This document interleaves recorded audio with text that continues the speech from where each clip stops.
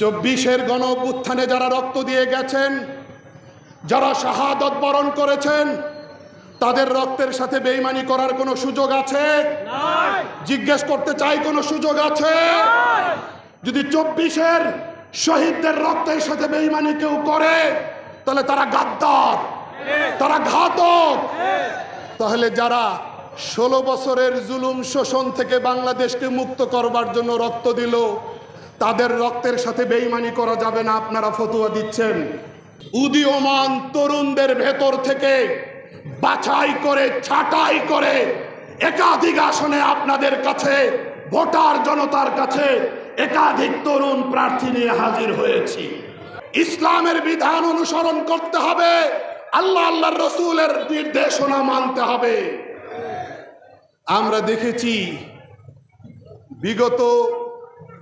বিগত সময়গুলোতে, দিনগুলোতে আমাদেরকে মুখরোচক স্লোগান শুনিয়ে, আমাদেরকে সুন্দর সুন্দর বক্তব্য শুনিয়ে, নেতা হয়ে, জনপ্রতিনিধি হয়ে আমাদের বরাদ্দের সবগুলো টাকা তারা খেয়ে ফেলেছেন। রাস্তাঘাটের কোনো কাঙ্ক্ষিত উন্নয়ন নাই, খাদ্য নিরাপত্তা নিশ্চিত করা হয় নাই, জননিরাপত্তা নিশ্চিত করা হয় নাই। দুর্নীতির মাধ্যমে হাজার হাজার কোটি টাকা পাচার করে বিদেশে বেগম পাড়া তৈরি করা হয়। আমরা দেখেছি অতীতের এই তিক্ত অভিজ্ঞতা আমাদের রয়েছে।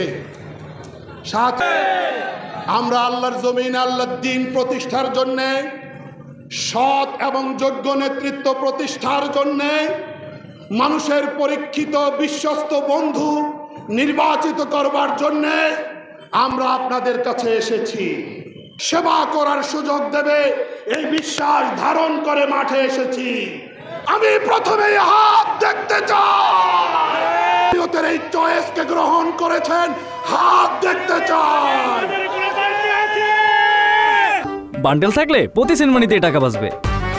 বিকাশ সেনমানি বান্ডেল কিনে জিতুন প্রতি লেনদেনে।